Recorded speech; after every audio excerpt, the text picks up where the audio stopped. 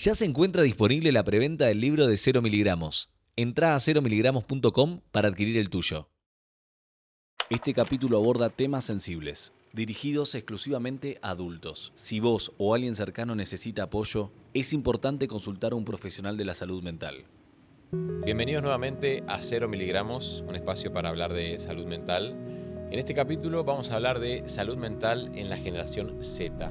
Y nos van a estar acompañando Domi Faena, Catalina Pellegrini, Santino Echanis y los especialistas Sebastián Sarabia, psicólogo, y Gabriel Barbosa, mi primer psiquiatra.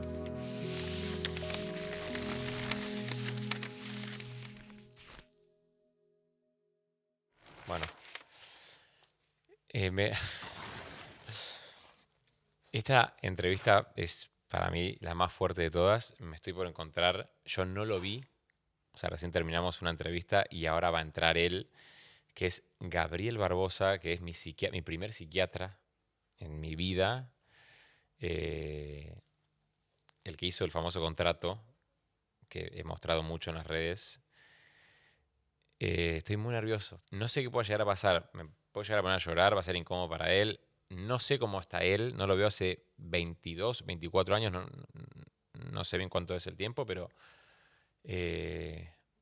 nada, estoy muy cagado, la verdad.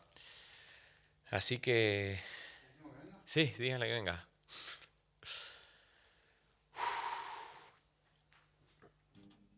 Lo bueno es que si tengo un ataque de pánico, o sea, él ya ha presenciado millones.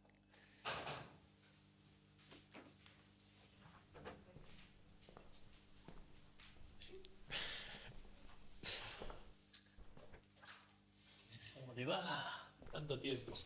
Oh, ¿cómo va? Muy bien, Santi. ¿Todo bien? ¿Sí? Sí, perfecto. Yo estoy más tranquilo que vos, me dijeron. No, yo estoy, pero no te puedo explicar cómo estoy.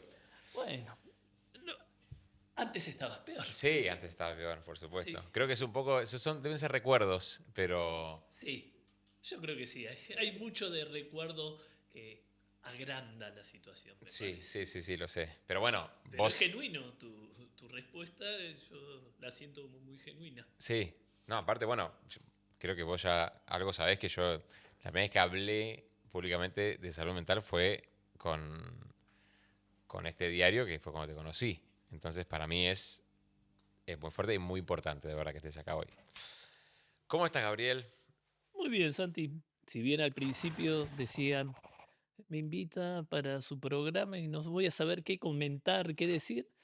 Después de escuchar podcast que me acercó tu productora, dije, ¿puedo llegar a decir algo en relación a salud mental? Primero por el recorrido que tengo, son 1000 años en psiquiatría, y además conocerte. Y además, y esto digo desde mi parte al menos, me da mucho gusto que personas que en algún momento nos encontramos estén mejor y que se sientan mejor y que hagan algo con lo que le pasó. Me parece que es muy, nosotros decimos sublimatorio, hacer algo con lo que le pasó a uno. Eso es lo Sí. importante de la Bueno, vida, ¿no? te cuento, claro, por esto no lo hablamos. 0 miligramos es una serie, en realidad, que estamos preproduciendo. Después hicimos toda esta movida. Pero bueno, yo la empecé a escribir cuando justamente, bueno, nosotros nos vimos cuando yo era muy chico, tenía Sí, 12. eras la mitad de tamaño. Sí, Me acuerdo que eras chiquito. sí, era chiquito. Sí, Creciste sí, sí. mucho.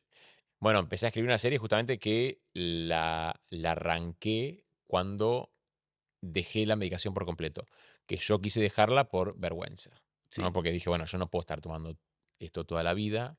Obviamente había una cuestión también social, ¿no? De tabú. Y le dije a mi psiquiatra, le dije, no quiero tomarla más, quiero dejarla. Obviamente acompañado por él gradualmente, ¿no? Como se hace. Pero bueno, cuando llegué a 0 miligramos, que ya había dejado por completo la medicación, empecé, o sea, entré en un pozo que fue muy, muy Ujú. fuerte para mí, Sí. en el cual me di cuenta que, bueno, o sea, evidentemente yo tenía depresión, tenía ansiedad y que necesitaba estar medicado para estar Sí. bien. Ujú. Entonces dije, bueno, tampoco me parece que tengo que renegar de la medicación, digo, si es algo que a mí me está dando calidad de vida y me permite hacer las cosas que yo antes no podía hacer. No sé qué tanto te acordás de mí, igual. Bastante. ¿Sí? Sí, porque yo dije, voy a encontrarme con Santi y vamos a chequear historias clínicas. Yo soy de escribir después de que el paciente se va. Y lo que recuerdo, en función de lo que leía, no tengo toda la historia clínica, pero sí recuerdo perfectamente cuando pusiste esa libreta y de las 5 veces que me hiciste firmar, una Mira, cosa así. mira. Acá está. Este no sé si te lo acordás. Este es el, este es el contrato. Que sabes que El me. original. Pará, ¿sabes que me di cuenta? No es el original está acá. Que son 2 contratos. Sí, Porque acá tengo otro.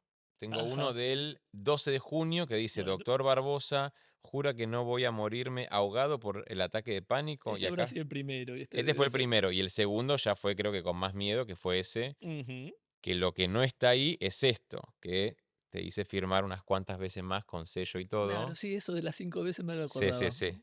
Que firmaste Y muy amable y pacientemente conmigo. Como por ejemplo, mira, acá justo yo fui, separé algunas que dice, hoy fui a lo de Barbosa y le pude decir que lo odio. ujú, sí, es Que al verdad. principio costó, Por supuesto. o sea, costó mucho. Yo estaba como bastante negado, me acuerdo, cuando era Sí, chico. sí. Bueno, me parece que era como estar cerca de una herida y toda la zona que rodea la herida también duele. Entonces, el trabajo necesariamente es ir hacia el dolor para tener una posibilidad de que eso circule de otra forma, que no se estanque. Pero yo me recuerdo de vos, no la resistencia, como decimos así, psiquiatras, No, psicólogos, no. sino que venías contento, venía y no eras de los pacientes que se quejaba tanto.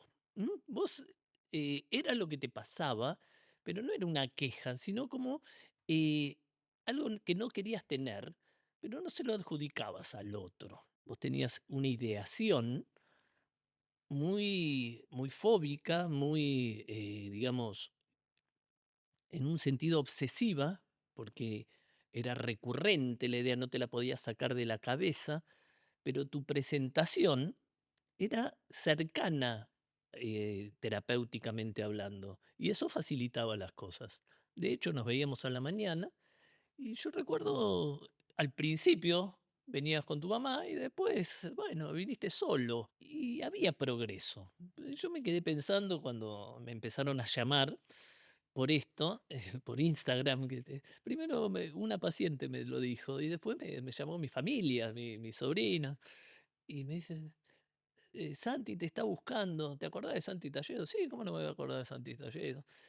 Y, y yo decía, la intervención en sí no es terapéuticamente avalada, digamos. Uno tiene una distancia con el paciente. Si bien se compromete, no testifica frente al paciente. Yo dije, ¿por qué demonios habré hecho eso? Que tampoco era no es un protocolo de, digamos, de actuación terapéutica, pero que después lo empecé a leer de otra forma, porque me pareció que era como poner, digamos, un real fuerte sobre, digamos, el espacio terapéutico. Quisiera que retrocediera un poco la cuestión de angustia. Yo cuando vos hablas de ansiedad, yo lo pongo en términos de angustia, como había un sufrimiento, un padecimiento, un malestar que no te impedía, digamos, después, cuando no aparecía en la cabeza, vivir de otra manera. Y que fue una apuesta por un real que de alguna manera chocó contra tu ideación, que era muy fuerte, muy de certeza, y que chocaba con un saber médico en ese momento que podía desmentirlo cómodamente. ¿Entendés? Yo digo, esto es, sí, decirle a un paciente que me voy yo de la medicina, de la psiquiatría, de cualquier cosa, pero no era cambiar figuritas, sino, bueno, quédate tranquilo que vamos a cubrir una, una falta, una zona donde el paciente hacía agua.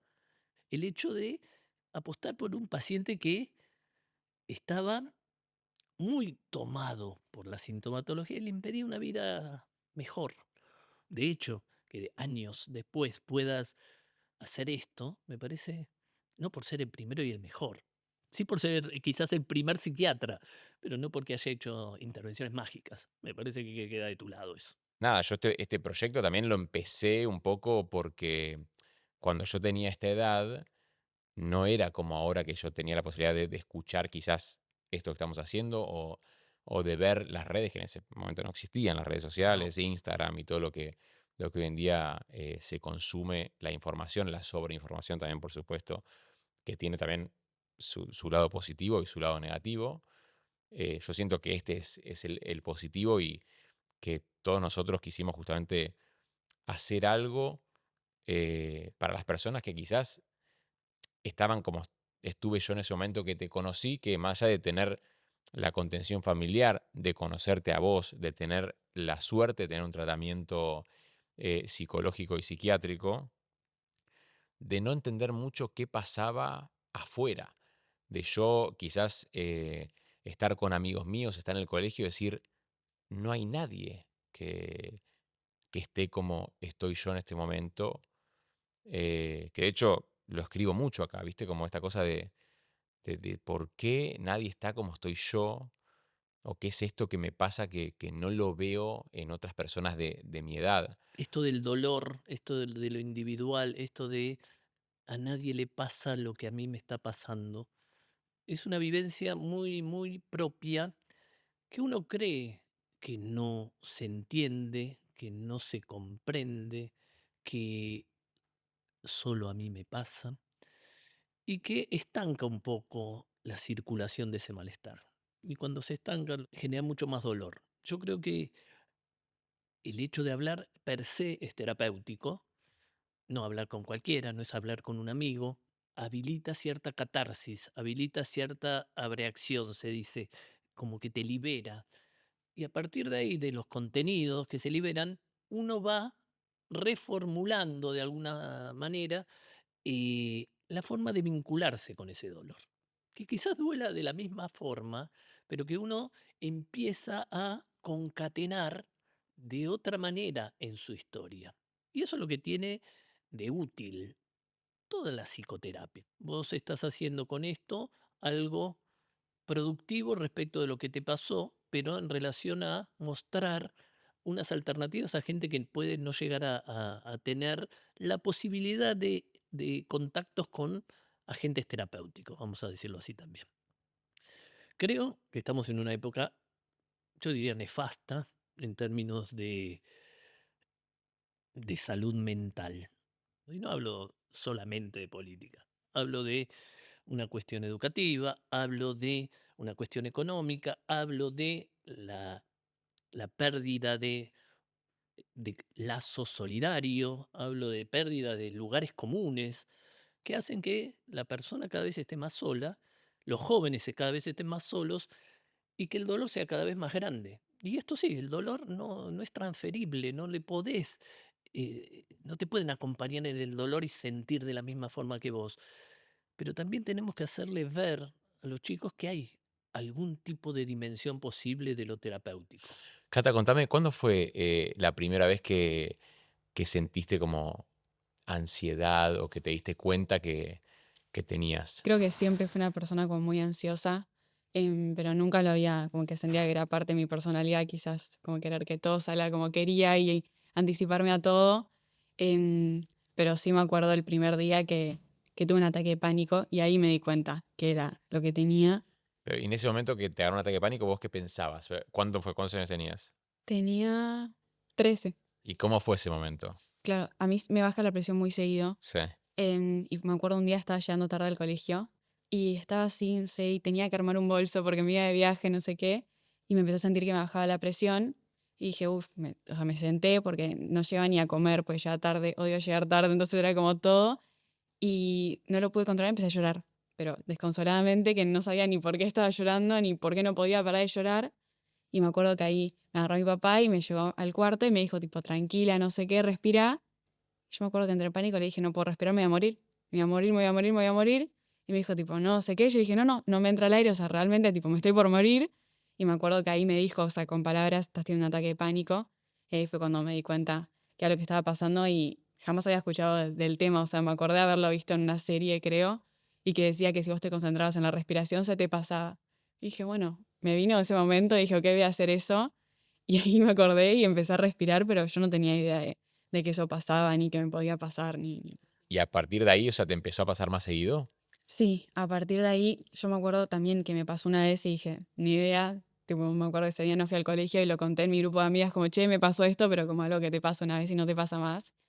Y después me pasó una segunda vez, me pasó una tercera y así empezó hasta que ya después era convivir con los ataques de pánico. Mi primer como medio ataque fuerte fue a los 15, pero yo hoy lo charlo con mis papás y me dicen que desde muy chiquita yo decía que me quería arrancar el cerebro. Como que mi frase patente era, me quiero arrancar el cerebro, no quiero pensar más. Como muy recurrente a los 5 o 6 años quizás. ¿Y por qué sentí que te pasaba esto? Porque nunca pude ponerle un límite a mi cabeza yo. Es como que pensamiento intrusivo uno tras otro y nunca supe frenarlos. Recién este año y con medicación pude como saber frenar y le hacía mucho caso a mi cabeza, me creía todo, todo. ¿Y cómo son esos ataques de pánico que tenés? La primera vez que tuve a los 14, 15, me pasó que estaba de viaje en Uruguay con mi familia y estaba como en un constante sueño, era como que yo sentía que estaba soñando. Y el día que fui le dije a mis papás, tipo, hace unos días que siento que estoy en un sueño y no me puedo despertar. Claro, su primera reacción fue, ¿qué te dieron? ¿Te drogaste? Yo no, te juro que no tomé nada, no probé nada. Y a la segunda vez que me pasó, que fue ese año durante el año en el colegio, llamaron a un psiquiatra y dijeron que era medio una ansiedad muy fuerte combinada con un pico de estrés, que me pasó muchas veces en la adolescencia, ese sentimiento de como una nebulosa. ¿Pero llegabas a tener ataque de pánico? A esa edad no, me empezó a pasar más de grande, que se pasó a hacer taquicardia, transpiración, llanto, ahogamiento, como todo a la vez, como una angustia que no había manera que la saque del pecho. Siempre me pasó que me traicionaba mucho el cuerpo y la cabeza cuando sabía que estaba haciendo algo mal y me hacía la que no me importaba. Mi inconsciente ahí me mataba. Y una vez me pasó que me fui a Necochea a la despedida de mi mejor amiga y empecé a vomitar. Vomitaba y no podía parar de llorar y no sabía por qué. No podía parar de llorar, no podía parar de vomitar. Llamé y me dijeron que era claramente mucha ansiedad acumulada y ahí lo empecé a tratar y a trabajar más. Y justo fue ese año siguiente que empezó la pandemia que se empezó a manifestar como mucho en el día a día, como la ansiedad 24/7 en el cuerpo. Y ahí empecé con psiquiatra. ¿Ahí te medicaron? Ahí me dijeron que me tenía que medicar y estuve 2 años posponiéndolo porque prejuicios.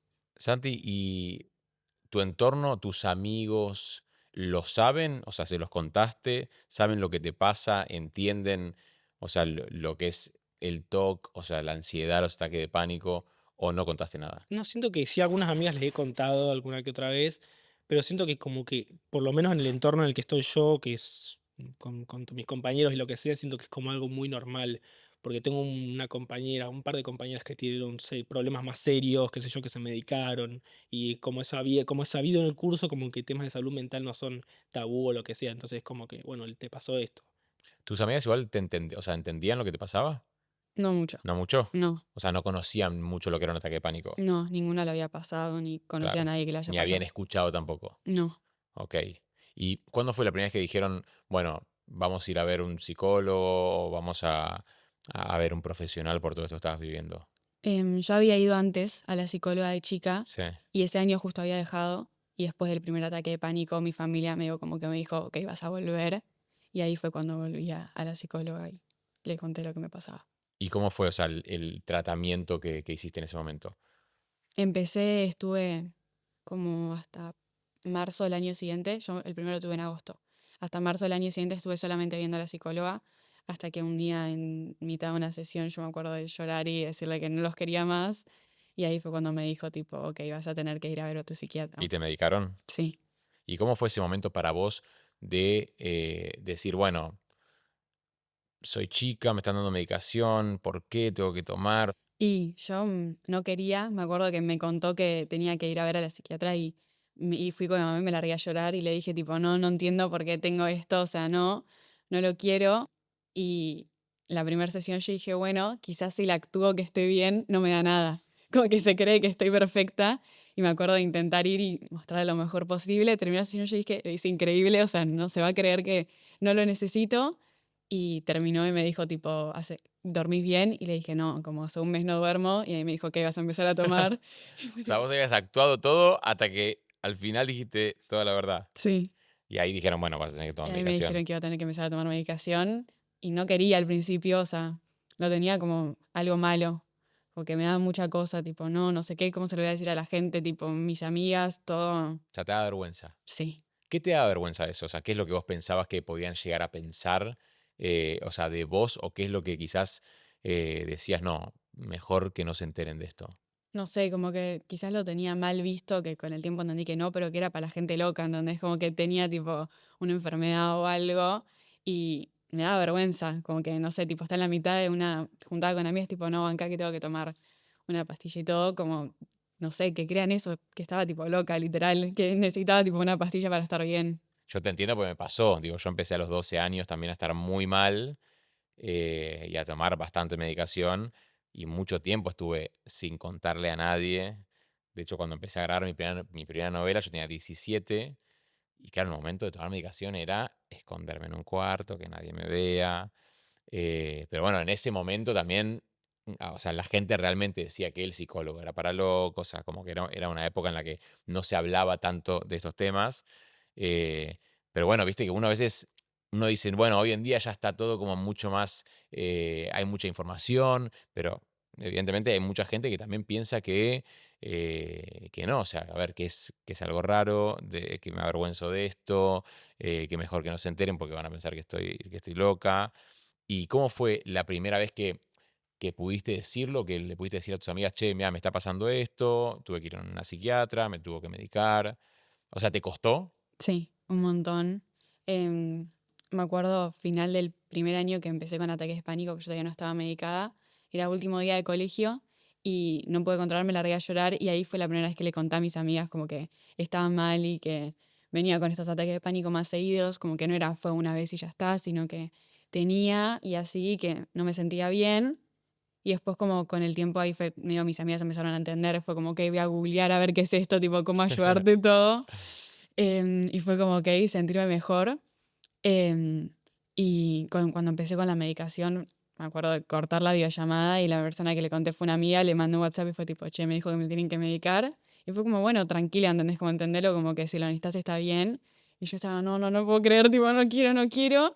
Y creo que me ayudaban ellas a entender que no pasaba nada. Como quizás yo tenía miedo y ellas tipo, si tenés que tomar un frente horas no pasa nada. O si veían que no sé, estaba en la mitad de la reunión y no quería tipo tomar porque me da vergüenza, me decían tipo, che, es el horario o Claro, lo que sea. Como que lo reentendían unas y genias tus amigas.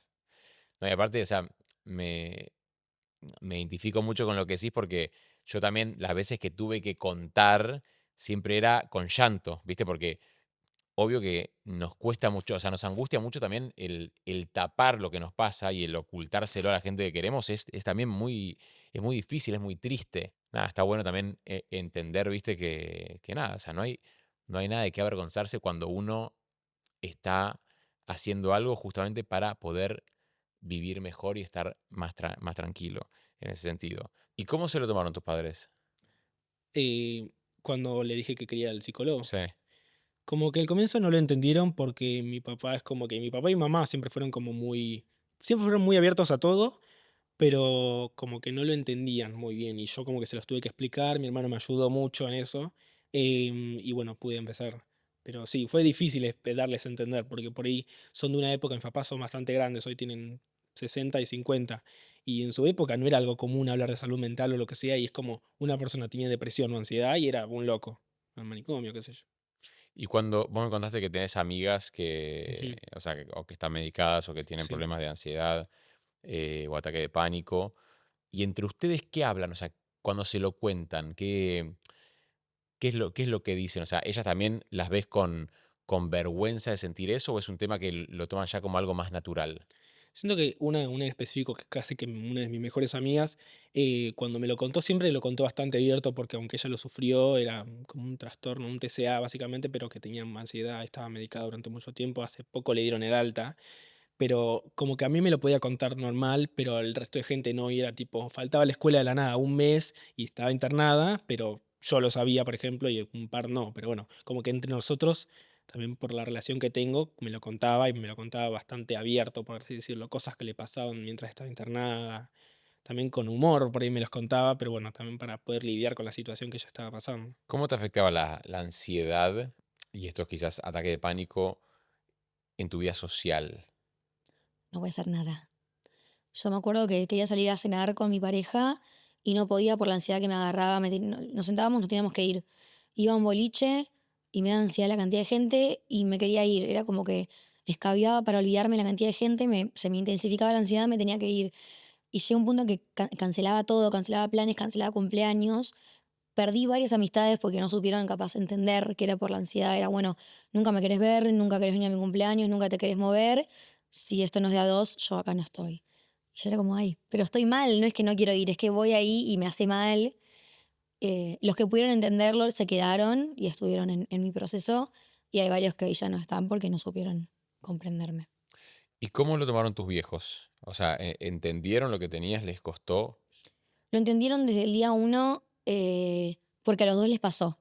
Los dos en algún momento tuvieron que estar medicados por H o por B, entonces eh, se les hizo fácil comprenderme, quizás más a papá que a mamá, pero desde el día uno siempre fueron tan comunicativos y tan abiertos conmigo que siempre tuve la confianza para contarlo y saber que me iban a entender y no me iban a juzgar, iban a hacer todo para ayudarme, me dio siempre mucha confianza también. Entonces siempre fueron como mi apoyo. Es re loco porque ya hablamos también con un par de personas que cuentan lo mismo, ¿viste? Es impresionante la comprensión de los padres que ya lo vivieron, ¿viste? Porque si no es como que muchas veces minimizan lo que pasa porque justamente no entienden, no tienen información, porque no se habla tanto del tema, pero, pero mis viejos también, o sea, lo mismo, lo han pasado, lo pasan actualmente también, y es otra la historia. Es una cagada que ellos lo tengan, pero creo que para los hijos, eh, nada, es muy positivo Sí, porque siento que pueden entender en primera instancia esto, ¿no? Que bueno, es algo mental y lo pueden abordar desde un lugar de comprensión y de ayuda, ¿viste? Decir, bueno, vamos a ver un profesional. Seba, ¿por qué cada vez hay personas más jóvenes con ataques de pánico, ansiedad, depresión? Lo que yo recibo en consulta, Santi, es adolescentes que están extremadamente demandados eh, por las redes sociales, de que tienen que hacer algo grande. Están demandados por sus amigos, por sus parejas, por sus familias. Lo que antes quizás era en una familia, por decirlo muy básicamente, el que juega al fútbol para salvar a la familia. eh, Hoy por hoy los chicos, hay una mayor predisposición de los chicos a ser demandados socialmente y culturalmente. ¿Qué lo arma eso? Las redes sociales. Fundamentalmente, presión familiar y redes sociales. Son los dos elementos que generan un caos en la cabeza de los pibes. Por lo cual los chicos, los adolescentes y hasta los chicos más chiquititos sufren de trastornos de ansiedad. En adolescentes particularmente, yo diré ataques de pánico y fobia social, ¿no? O algo más de trastorno de ansiedad generalizada, como para marcar esos tres. En los chicos más chiquititos, estamos hablando de 7, 8, 9, ahí sí hay trastornos de ansiedad más relacionados con trastornos de ansiedad por separación, cuando inician las clases o cuando se empiezan a separar de las familias o los padres y demás, y empiezan a desarrollar mucha sintomatología ansiosa o depresiva, si es que se murió algún familiar, una mascota y demás. Pero hoy por hoy, Santi, es una verdadera pandemia. La del COVID terminó, pero está clarísimo que la de la salud mental y particularmente la de los trastornos de ansiedad está totalmente instalada. Domi, ¿y cómo relacionás la ansiedad y las redes sociales en tu caso? O sea, ¿te genera ansiedad? al principio sí, eh, porque no estaba acostumbrada ni a los buenos comentarios ni a los malos. Nadie opinaba de mí. Y ni bien empecé, fue como de un día para el otro, un boom, y la gente empezaba a opinar, ya sea para bien o para mal. Yo no quería que opinen. Yo quería que si les caigo bien me escuchen y si no, no. No tenía ganas de que opinen sobre mi cuerpo, sobre lo que pienso, sobre cómo me he visto. Era como... Y me empezó a generar mucha ansiedad el saber que yo todo lo que diga o todo lo que haga iba a tener comentarios detrás. Lo tuve que tratar un montón. Fue justo cuando también empecé con la medicación. Y creo que haberlo visibilizado, lo que me estaba pasando en ese momento, hizo que la gente empatice conmigo y un poco los comentarios aflojaron. Pero yo estuve muy deprimida por el hate en este año, en febrero fue. Pero ¿y sentís también que entrabas como en un círculo quizás ansioso con respecto a subo algo, cómo le va, tengo más likes, tengo Sí, menos likes, y esta cosa de estar como muy alerta, muy pendiente, quizás, viste, no sé, el bajonearte porque em, a una publicación no le va como vos esperabas que sí, le fuese, o sea, siempre. Siempre comparo y si está mucho más likes que la anterior, ¿por qué? Las estadísticas, ¿por qué? Uy, este chivo, esta marca que me encanta, no le fue tan bien como esta que no me gusta. O sea, eso, pero lo sigo teniendo en la cabeza. Porque soy medio como autoexigente conmigo y quiero cada vez mejorar. Pero sí, son cosas que las trato, porque si no me quemo la cabeza todo el día. ¿y te comparás también con otras personas? Re. Me comparo mucho a nivel laboral, tipo, ay, qué bien como edita él, yo no edito así, hasta lo físico, tipo, quiero el cuerpo de ella, porque ella es así, yo no. Que también desde tu memoria que lo trabajo. Que por suerte hoy en día el compararme no me lleva a envidiar y me lleva a admirar. Pero de adolescente me llevaba a la envidia con algunas amigas. Yo creo que post pandemia hay otra salud mental también, que no diría salud, sino más deterioro de la salud mental. Pero generacionalmente, un niño, yo voy a hablar de mi clínica, yo soy infanto juvenil, no atiendo adultos. Y además de el problema familiar que tenía una red social que lo sostenía, por lo menos. Había más posibilidades de desarrollo de lo social que por lo menos equiparaba las faltas de un ámbito familiar hostil, problemático o inclusive una propia patología mental. Yo creo que se han roto todos esos lazos, creo que los chicos están muy solos, creo que sigue siendo el estigma, digamos, de la salud mental, eso que planteábamos antes de sentir que lo tuyo no iba a ser comprendido, es una sensación que tienen todos los pacientes, desde lo más neurótico, que sería lo más común, hasta la, la psicosis más grave. Esa sensación de no poder solo y sentirse solo permanentemente. Seba, ¿y los síntomas en los jóvenes, adolescentes, cómo son? ¿Son iguales a los de una persona más adulta? ¿Cómo varían? Lo que varía es la intensidad. En, en los adultos se supone, uno cree que tienen una mayor capacidad de poder ponerlos en palabras, que igualmente al haber generalmente un poco más de trastorno de ansiedad, específicamente lo que es el ataque de pánico en los adultos, está toda la sintomatología que tiene que ver con lo panicoso de ese momento, de ya la sensación de morirse, del cierre de garganta, de opresión en el pecho, de no poder respirar, de volverse loco, si es que eso va a volver a suceder. Y con los adolescentes o con la gente que es un poco más joven, nombramos el ataque de pánico hace un momento, pero también los trastornos de ansiedad generalizada, es decir, y la fobia social. Hay una dificultad con el hecho de ponerse delante de otros. Los pibes y las pibas, los jóvenes, los adolescentes de esta época, tienen una enorme dificultad al quedar expuesto a la mirada de los otros. Si bien, de hecho, pareciera contrario, porque están las redes sociales y demás, cuando se apaga la cámara, o después de cuántas ediciones tuvo un video para poder ponerse frente a la cámara y que ese video pueda salir a la luz, los pibes la verdad que la pasan extremadamente mal. Si vos me preguntas cuál es la diferencia específica, sí, diría específicamente la cuestión de la intensidad con la que lo viven los adolescentes. La pasan peor y tienen menos herramientas, aunque tienen más posibilidades de hacer algo. El adulto no la pasa tan mal en relación a los jóvenes, pero tienen mejores recursos para poder hacerle frente a eso.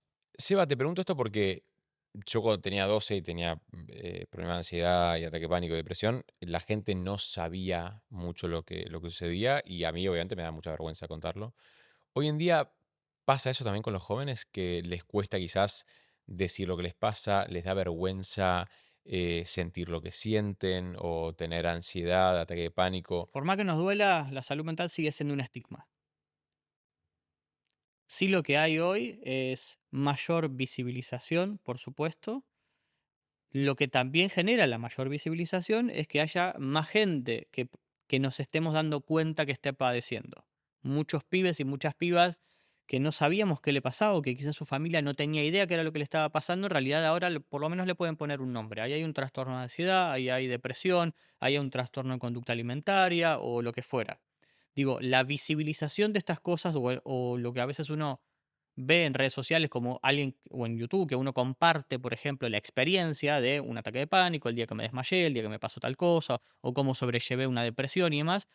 Eso está piola y me parece súper importante en tanto es la visibilización de una experiencia propia con la que uno puede llegar a conectar. Eso no es, por ejemplo, psicoeducación. La psicoeducación es una herramienta y una técnica que uno utiliza con su terapeuta.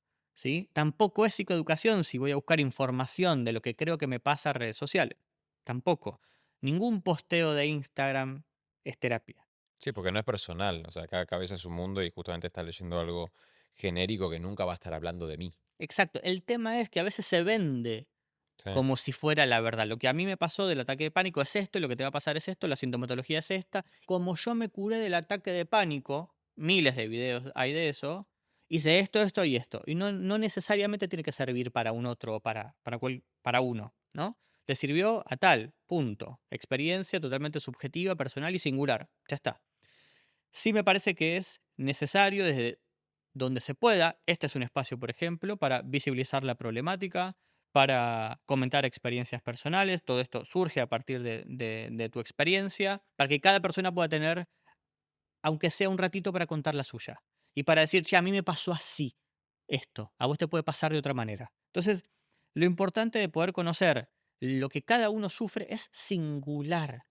Lo que te pasa a vos es tuyo y hay que elaborarlo con otro, por supuesto, y no hay que tomar como propia la experiencia de otro. Sí, creo que ahí hay un gran error. Y creo que hay algo fundamental que pueden hacer las instituciones educativas, Santi. Educar, así como historia, matemática, literatura, lo de siempre, me parece que la educación emocional tiene que ser una materia el día de mañana. Que los pibes y las pibas tengan acceso a saber lo que le pasa, poder registrar lo que me pasa a mí y lo que le pasa a un otro, cómo me afecta a mí lo que le pasa a un otro. Creo que eso es esencial, Santi. Si podemos, uno de los grandes desafíos, que quizás me lo planteo, lo tiro para arriba, ¿no? Que cualquiera lo agarre, la educación el día de mañana tiene que poder dar como materia, ¿viste? Optativa, obligatoria, no sé, en algún momento, la cuestión de la educación Sí, que en emocional. realidad debería ser el día de hoy, porque, o sea, la realidad que estamos viviendo hoy con los jóvenes es muy alarmante.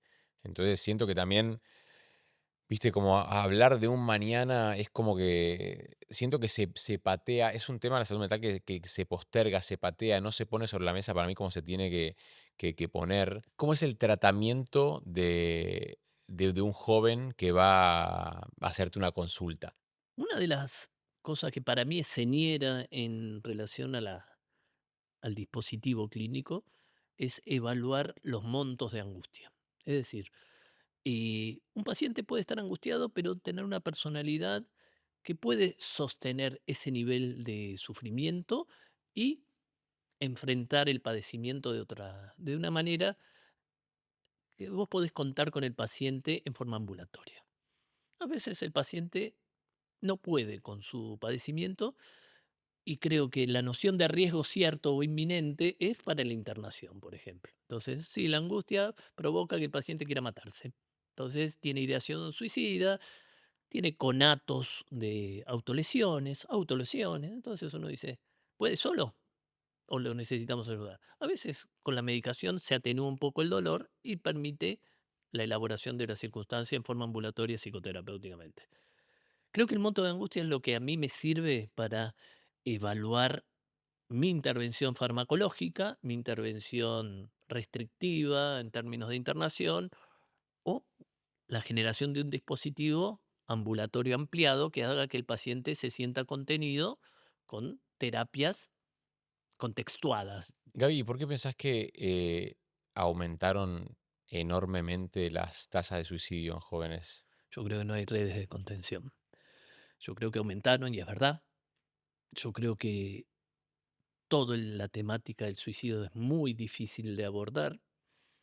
Creo que, y por eso yo soy de psiquiatra infanto-juvenil, creo que acá tenemos más posibilidades de trabajar que en adultos. Y creo yo que, bueno, los adolescentes son una población de riesgo, en el sentido de, digamos, proclividad al acting, al pasaje al acto. Nosotros creemos que la juventud es el tesoro, la mejor edad. Hay un poeta que decía, no voy a permitir que digan que la juventud es la mejor edad de la vida. Y es verdad, porque vos ves los pacientes que no le están pasando bien. Y uno dice, si tenés todo. Y es muy fácil hacer que los problemas de los jóvenes sean chiquitos porque tienen poca edad. Cuando en realidad se juega la vida. Cuando en realidad la vivencia de la emoción es muy completamente personal. Entonces, yo digo, se nota que no escuchaste a un chico que se quiere morir. Porque se quiere morir y está muy cerca. Porque son muy fácilmente, digamos, completados por esa idea. Y lo difícil es hacerles querer la vida. Y no le estamos dejando muy fácil esto. Hoy en día, ¿cómo lo manejas? El tema de la ansiedad, o sea, que pánico, o sea, ¿estás más tranquila? Este año creo que lo estoy intentando aceptar un poco más. El año pasado sí era, o sea, literal, la primera mitad del año que volví al colegio, no estuve en las clases, fue todo estar en la oficina de la directora, la preceptora, lo que sea. Y este año, cuando me pasó, y me dio como miedo, o sea, en el momento fue como, cuando tuve el ataque de pánico, lo mismo, me había bajado la presión y en la mitad sentía que no podía respirar y me acuerdo estaba con unas amigas así, las miré y dije tipo, me olvidé cómo se respira. O sea, estaba tipo así, y fue como no me acuerdo cómo respirar y me decían tipo, sí, o sea, tranquila, ¿te acordás cómo respirar? Y de momento fue tipo, no, me olvidé, o sea, no tenía hace un montón y fue tener de vuelta y creo que este año me está costando, pero creo que estoy intentando aceptarlo un poco que puede pasar. Yo sabía que podía pasar cuando dejé, no fue que tipo no se van a desaparecer un día para el otro, no, pueden volver y todo. Y creo que también es como aprender a aceptarlo yo también, que, no sé, a veces me pone mal tipo tener que dejar de hacer cosas que había podido hacer o darme cuenta ya, no sé, que estoy por tener un día malo o que estoy por una situación de pánico, lo que sea, es como que en el momento me da bronca decir, tipo, no, de vuelta a tener que pasar por esto, lo que sea, pero creo que también estoy intentando de a poco darme cuenta que está bien y que pasa y nada, que no va a ser siempre, pero No, obvio, y aparte uno a veces le pasa o por lo menos a mí, que también cuando llevas un tiempo de estar bien, cuando decís, che, no me pasa más, y te vuelve a pasar, está el miedo de decir, che, voy a volver a estar de vuelta como antes, o van a ser todos los días. O sea, que eso no pasa, o sea, porque obviamente recaídas tenemos todo, pero después es como que ya tenemos más herramientas y ya sabemos más cómo afrontar las situaciones de ansiedad o pánico. Así que quédate tranquila. Pero está bueno igual saber que, a ver, es parte de nuestra personalidad, es parte de lo que somos también, y está bueno como amigarse con eso y darse cuenta que nada, o sea, que todo eso que tenés es parte también de todo otro costado fantástico de lo que sos. Entonces está bueno, justamente como decías, y como estás aprendiendo, y es algo que se aprende, el hecho de abrazar un poco ese costado nuestro que a veces, obviamente, es difícil porque nos genera mucha bronca por momentos, el decir, che, ¿por qué tengo esto? A mí me pasaba, yo decía, ¿por qué ninguno de mis amigos tiene y yo sí? O sea, digo, ¿por qué nadie, o sea, ¿por qué no puedo ser como mis amigos, que están todos bien? Pero en realidad después te das cuenta que no, nadie está bien o está mal, o sea, cada uno tiene sus cosas y cada uno es como es y atraviesa las cosas como puede. Así que está bueno justamente eso, amigarnos con nosotros mismos. Domi, ¿qué puedes aconsejarle a una persona que esté hoy como vos estuviste quizás en tu peor momento? Yo creo que lo que siempre voy a recomendar va a ser terapia. Siento que no tenés que tener un problema puntual para hacer terapia, pero si sentís que lo tenés, es una obligación ir y rodearse siempre de personas que te entiendan y que te hagan bien. Yo me tuve que ligar de un montón de gente que no me hacía bien para poder estar bien, porque hay gente como que intoxica un poco. Y liberarme de esa gente, rodearme de buenas personas y hacer terapia fueron lo que me salvaron. Y obvio, en caso de tener que tomar medicación, no atrasarla 2 años como hice yo y tomarla. Gaby, vos, ¿Qué mensaje le podrías dar a las personas que estén mirando esto? O sea, vos como psiquiatra y que estén atravesando algún problema de salud mental. Que consulte, que hable, que se hable de esto, me parece que es más que necesario y por eso dije, vamos a hablar de esto y yo también tengo que convocarme a hacerlo porque desde la soledad del consultorio, sí, yo veo pacientes solamente. El problema es cuando los pacientes se mezclan en una multitud de gente que también podría llegar a ser paciente, pero que la salud mental tiene que encontrar un cauce mejor desde lo terapéutico también, en el sentido de los jóvenes, y esto es en mi caso clínico, digamos, tienen muchas posibilidades de mejorar su pronóstico de salud mental. Por eso digo, me parece que la difusión hace bien, que se sepa hace bien y que se pregunte hace bien también. Y bueno, siempre va a haber alguien dispuesto a escuchar. No, no somos tan raros los psiquiatras ni los psicólogos. Digo, Gracias, Gaby. no, por favor. Bueno, gracias por acompañarnos en esta segunda temporada de 0 miligramos. Seguinos en nuestras redes para ver más contenido. Y recuerden que 0 miligramos no es una solución, sino que es un proyecto para informar, acompañar y saber que no estamos solos. Nos vemos muy pronto con nuevos episodios.